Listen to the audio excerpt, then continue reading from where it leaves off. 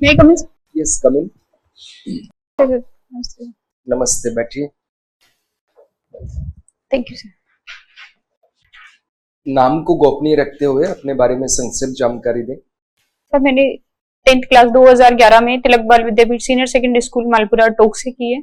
12th class इसी school से 2013 में की है और बीएससी मैंने गवर्नमेंट कॉलेज मालपुरा से 2016 में उत्तीर्ण करा है और फिलहाल मैं राजकीय उच्च माध्यमिक विद्यालय मालपुरा में लेबोरेटरी असिस्टेंट के पोस्ट पे कार्यरत हूँ। ठीक है, आप मुझे बाल गंगाधर तिलक जी के बारे में कुछ बताइए, क्या जानती हैं? सर ये बहुत ही स्वतंत्रता सेनानी हमारे रहे हैं जिनको उनके होम रूल आंदोलन के बारे में हम जानते हैं। उन्होंने होम रूल आंदोलन घर में शासन के अधिकार प्राप्त करने के लिए उन्होंने चलाया था और इसके साथ ही इन्होंने मातृभाषा को इससे जोड़ा था कि जो प्रारंभिक शिक्षा है वो किसमें होनी चाहिए, मातृभाषा में होनी चाहिए।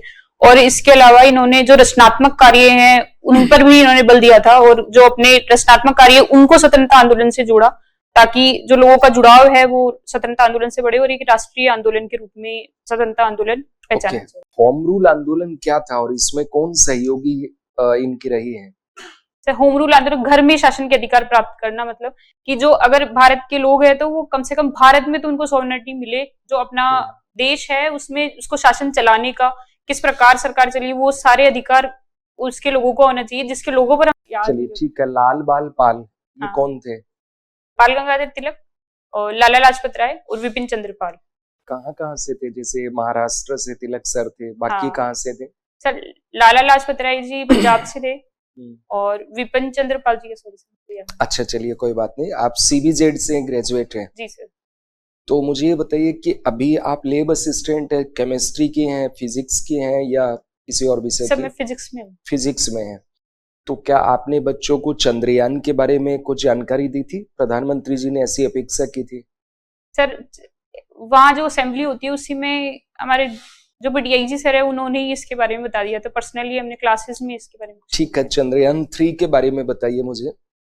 सर चंद्रयान 3 में हम पहले भारत देश ऐसा पहला है जो साउथ पोल पर सॉफ्ट लैंडिंग करने में सफल हुआ है। इसमें चंद्रमा की और खोज के बारे में, वहाँ क्या है, कैसा है, उसका एनवायरनमेंट कैसा है, वहाँ क्या क्या पॉसिबिलिटीज है इसके बारे में। अच्छा चलिए, एक आदित्य L1 भी आजकल चर्चा में है, ये क्या है?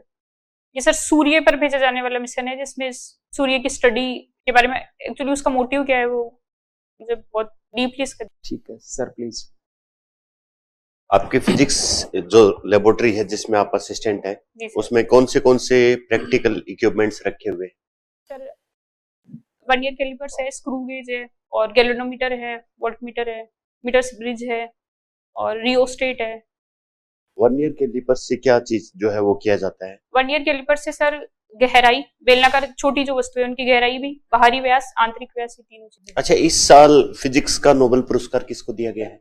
इस साल फिजिक्स का सर पायरे ऑगस्टिनी और फ्रेंच क्रोज। इन्होंने क्या कार्य किया है? इन्होंने सर इलेक्ट्रॉन की डायनेमिक्स, जो मैटर में इलेक्ट्रॉन की डायनेमिक्स कैसी होती है इसके बारे में। एक शब्द आता है क्वांटम फिजिक्स। हाँ, क्या होता है ये? क्वांटम फिजिक्स बहुत सूक्ष्म लेवल पर किसी पदार्थ की, ये तो पता है कि मैं इलेक्ट्रॉन, प्रोटॉन, न्यूट्रॉन ये सूक्ष्मतम कण है, इससे भी अगर सूक्ष्मतम उसकी अध्ययन करना हो परमाणु का तो उसमें बहुत ज्यादा सर इसका तकनीकी ज्ञान मुझे नहीं है। बहुत ज्यादा आपको ज्ञान नहीं। ये जो सूर्य का प्रकाश हमारे पृथ्वी पर पहुंचता है इसकी क्या प्रकृति है?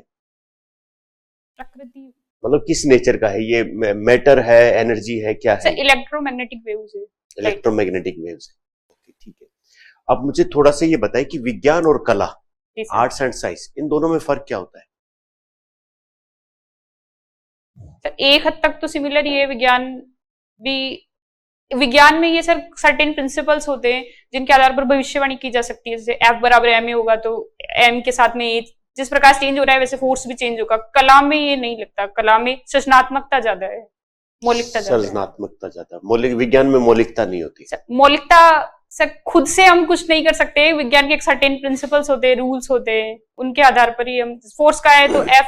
चलिए गुड। आप जो है वो कौन से गाने आपके क्षेत्र में किसी बच्चे के जन्म होने पर जो है वो गाए जाते हैं, उनका विशेष नाम होता है? गानों महिलाओं के द्वारा जो है वो कुछ गीत, स्थानीय गीत गाए जाते हैं। शादी के समय स्पेशल हमारे क्षेत्र में तो सर मैंने ऐसा कभी ऑब्जर्व नहीं करा। ऑब्जर्व नहीं किया। तो महिलाएं जो है वो सांस्कृतिक गतिविधियों में बहुत बढ़ चढ़ के भाग लेती है, जी सर। तो आप जो है वो इन सब में कम ध्यान रखती है, ऐसा माना जाए? सर ऐसा नहीं है, लेकिन मैंने कभी उस दृष्टि से देखा नहीं, ऑब्जर्व नहीं करा कि रोल आपके क्या है। क्षेत्र में महिलाओं की प्रमुख समस्याएं क्या है?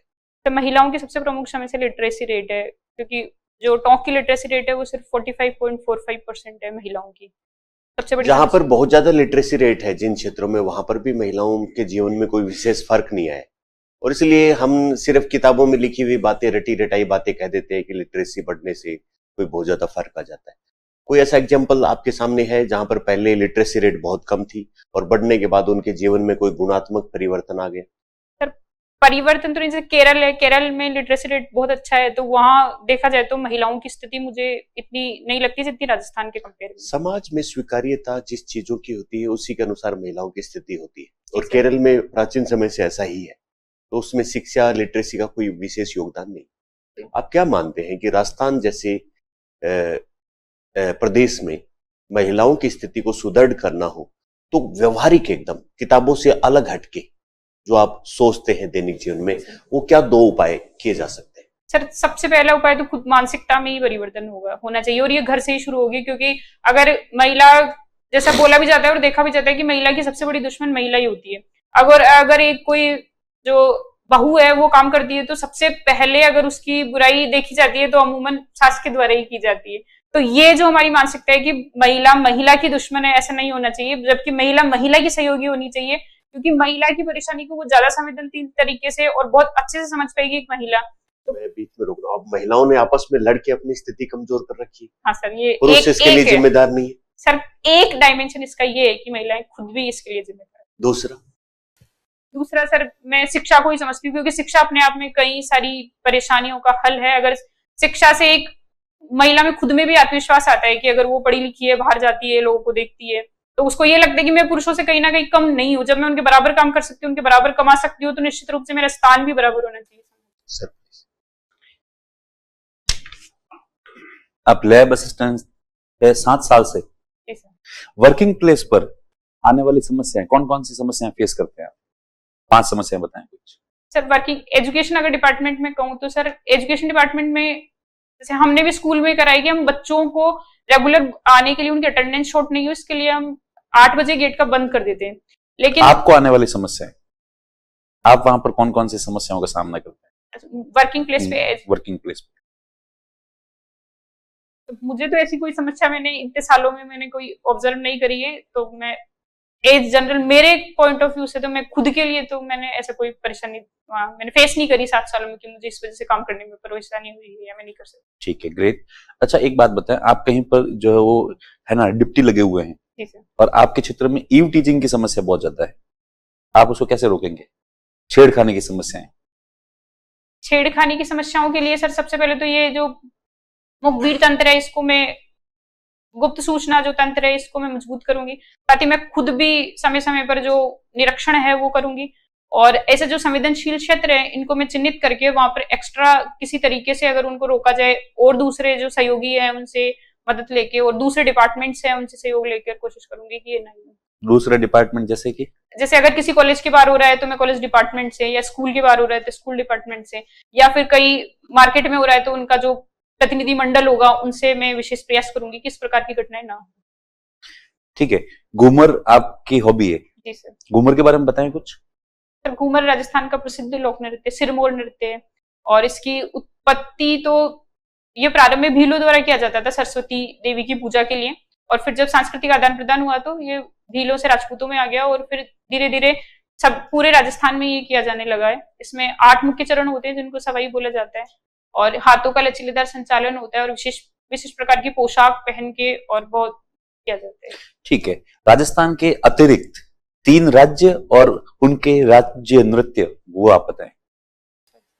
राजस्थान मतलब किसी के बारे में जानकारी? गुजरात, मध्य प्रदेश, हरियाणा? सर मैं गेस कर लूंगी, बाकी मुझे एग्जैक्टली नहीं पता। अच्छा, एग्जैक्टली आपके बारे में जो है वो जानकारी नहीं है। आप जो है वो कुकिंग भी करते होंगे? कुकिंग नहीं आती? कौन करता है आपके लिए कुकिंग? मम्मी कुकिंग ऐसा कुछ बनाना नहीं आता, बाकी रोटी तो मैं बना लूं। तो बनाना नहीं आता है? मतलब अगर कोई मुझे कोई डिश बता देगा तो मैं नहीं बना सकती उसको। अपन जो रोटी सब्जी बनाते हैं वो मैं बना लेती तो वो आप बना लेते हैं, ठीक है। अच्छा, कुछ लोग ऐसा कहते हैं कि गांधी जी नहीं होते तो देश आजाद नहीं होता, आप इससे सहमत हो? हूँ। सर, गांधी जी के रूप में एक बहुत अच्छा नेतृत्व करता हमें मिला, लेकिन गांधी जी सिर्फ गांधी जी से ही मिली है ऐसा तो कहना उचित नहीं है, क्योंकि और भी कई लोगों का इसमें योगदान है। जैसे गांधी जी अगर नहीं होते तो हो सकता है कोई तरीका दूसरा होता, हम इतने अहिंसक रूप से इतने लंबे समय तक आंदोलन को नहीं चला पाते। गांधी जी को आप जो है वो मतलब ना फ्रीडम फाइटर के रूप में देखते हैं या फिर एक जो है वो फिलोसफर दार्शनिक के रूप में देखते हैं? सर, मुझे ये दोनों ही रूप में फिट एकदम सही नजर आते हैं। अच्छा, ठीक है। खेजड़ी के बारे में क्या जानते हैं आप? खिचड़ी हमारा राज्य वृक्ष है। Thank you. Power house of cell जो है, जो सेल्स होते हैं उनका पावर हाउस किसको कहा जाता है? माइटोकॉन्ड्रिया। ठीक है। सबसे बड़ा सेल कौन सा है? Largest cell? Ostrich egg. Ostrich का अंडा। अच्छा, एक विविपेरस प्लांट्स होते हैं, हाँ। क्या विशेषता है इनकी? विविपेरस जो है सर, वो की जो अंडे नहीं देकर बच्चों को जन्म देते हैं उनको विविपेरस बोला जाता चलिए, कोई दिक्कत। एशियन गेम्स अभी देख रहे हैं आप, नजर रखे हुए हाँ। उन पे? है। सर, मेडल टेली का पता है बाकी। पता है? भारत ने कौन कौन से क्षेत्रों में मेडल जीते हैं? कोई 2-3 सेक्टर्स बता दीजिए। एथलेटिक्स में जीता नीरज चोपड़ा जी ने, और अंतिम पंघाल जी ने, उन्होंने सिल्वर जीता है, मुझे एग्जैक्टली ध्यान नहीं है। और किसी फील्ड में? टोटल 21 गोल्ड हो गए हैं और 86 टोटल मेडल्स। रैंक कौन सा है इंडिया का? Rank 4th। और ऊपर और कौन कौन से 3 है अपने से ऊपर? हाँ, जापान, चाइना है, जापान है, और एक का सर मैं मिस कर रही हूँ। ठीक है, कोई दिक्कत नहीं। राजस्थान में आप मुझे धार्मिक महत्व के कुछ स्थानों के नाम बताएं। एक तो डिगी कल्याण जी टोंक में ही है, और खाटू, ठीक है, और सांवरिया सेठ जी चित्तौड़गढ़। सेठ क्यों कहा जाता है उनको? भगवान के आगे सेठ नाम लग रहा है, ऐसा क्यों कहा जाता है? सर, वहाँ बिजनेसमैन ज्यादा जाते हैं शायद इसलिए। किस तरह के बिजनेसमैन? चलिए, सॉरी, मुझे सर ज्यादा डीप इसकी जानकारी। कोई दिक्कत नहीं। राजस्थान की कुछ प्रमुख जनजातियों की समस्याएं बताएं, अब क्या क्या प्रॉब्लम फेस करनी होती है हमारे यहाँ जनजातियों को? सर, एक तो जनजातियां सामाजिक जो रूप से उससे बहुत, मतलब उनका ही एक अलग ही दुनिया है, वो हमसे जुड़ी हुई नहीं है। इस जुड़ी हुई नहीं है, उनमें अवेयरनेस कम है। वो सरकार की योजनाएं हो चाहे समाज दूसरे सामाजिक रूप से किस प्रकार रहना चाहिए, हाइजीन वगैरह, ये सब उनके नहीं देखा जाता है। साथ ही अब ये जुड़े हुए नहीं है समाज से, इसलिए इनको शिक्षा है, शिक्षा के बारे में भी बहुत ज्यादा जानकारी नहीं है। मिशन 2030, इसके तहत अभी कौन कौन से जो है सरकार ने अपनी योजनाओं को उजागर किया है, हमें नजर आई है? सर, मिशन जो 2030 है उसका सर ने, जो सीएम सर है, उन्होंने उद्देश्य रखा है कि हम जो 14.14 लाख हमारी जीडीपी है, इसको 35 लाख तक हम लेकर जाएंगे। और इसके लिए अभी इन्होंने 3, जो आज सुबह ही न्यूज़पेपर में मैंने पढ़ी है कि 90% जो छूट है महिलाओं को किराए में वो दी गई है, जो डेली जिनको पास की जरूरत होती है, जो लोग पास बना के रखते हैं। साथ ही जो गिग वर्कर्स है उनको 5,000 रुपए का इंसेंटिव दिया जाएगा, और मंत्रालय कर्मचारियों के लिए एक निदेशालय बनाया जाएगा। तो इससे हमारी जीडीपी हो जाएगी 35। चलिए, कोई दिक्कत और नहीं। भी सर इसमें आगे और काफी चेंजेस होंगे। हाँ। विदेश व्यापार नीति की अगर हम बात करें तो 2 तरह के अकाउंट्स होते हैं, करंट और कैपिटल, चालू और पूंजी खाता। इसमें से हम फायदे की स्थिति में किस में है, चालू खाते में है या पूंजी खाते में? हमारे एफडीआई ज्यादा कैपिटल अकाउंट्स में। कैपिटल अकाउंट में। करंट अकाउंट पूरा हमारा घाटे की स्थिति में। कैपिटल अकाउंट का जो प्लस सरप्लस है उससे करंट अकाउंट के डेफिसिट को कम किया जाए। ठीक है, बढ़िया, थैंक यू। एक होता है महिला सशक्तिकरण जी। और एक होता है महिलावाद, फेमिनिज्म। दोनों में क्या अंतर है? सर, महिला सशक्तिकरण तो एक बहुत ब्रॉड टर्म है, जिसका अर्थ है कि महिलाओं को स्वतंत्रता सभी प्रकार की होनी चाहिए, निर्णयों की भी होनी चाहिए, विकल्पों की भी स्वतंत्रता हो, साथ ही व्यावसायिक प्रशिक्षण भी हो, वित्तीय साक्षरता भी हो, वित्तीय स्वावलंबन भी हो। और फेमिनिज्म का मतलब है कि सारे अधिकार महिलाओं को ही मिले। सिर्फ ये महिलावाद नहीं होना चाहिए। महिला सशक्तिकरण सही है, लेकिन महिलावाद हर जगह ही महिलाएं हो ये भी नहीं है, और सिर्फ महिलाएं हो ये भी नहीं है। टोंक से आप आती हैं और आपने बताया कि टोंक महिलाओं की शिक्षा में बहुत पिछड़ा हुआ है, जबकि टोंक के ही एक शहर में या कोई तहसील होगी, राज्य की एक बहुत प्रतिष्ठित महिला विश्वविद्यालय है। जी सर। तो ये ऐसा कॉन्ट्रडिक्शन क्यों हुआ कि टोंक पूरे देश की महिलाओं को पढ़ा रहा है लेकिन टोंक की महिलाएं पढ़ी लिखी नहीं है? सर ज्यादातर वहाँ जो 78% जनसंख्या है ना वो कृषि पर आधारित है। जो भी हो, पूरे बाकी जगह भी कृषि प्रधान है अभी हमारा राज्य, देश में भी एग्रीकल्चर बहुत ज्यादा है। जी सर। तो मेरा तो ये प्रश्न है, जैसे जहाँ पे 1935 में वनस्थली की स्थापना हो गई थी, वो टोंक क्यों पिछड़ा हुआ है? क्या वनस्थली के कारण आसपास के महिलाओं में शिक्षा को लेकर कोई रुचि नहीं है अभी तक? तो वनस्थली में बहुत लिमिटेड जो सार्वभौमिक रूप से वहां महिलाएं नहीं जाती है, एक जो क्षेत्र है पर्टिकुलर क्षेत्र, या फिर अब जो शहरी क्षेत्र की महिलाएं हैं वो ही वहां है, वहां ग्रामीण महिलाओं का ज्यादा प्रतिनिधित्व वहां नहीं है। तो एक पर्टिकुलर एक एरिया विशेष में ही उस पढ़ाई का बहुत ज्यादा महत्व है, बाकी उसके जो रूरल एरियाज है उनमें पढ़ाई का इतना अवेयरनेस नहीं है पढ़ाई को लेकर। नवाब कहाँ कहाँ है भारत में? लखनऊ और टोंक में तो नवाबों की नगरी, उनको लखनऊ की वजह से बोला जाता है। ठीक है, आपका साक्षात्कार हो गया, अब आप जा सकती हैं। Thank you.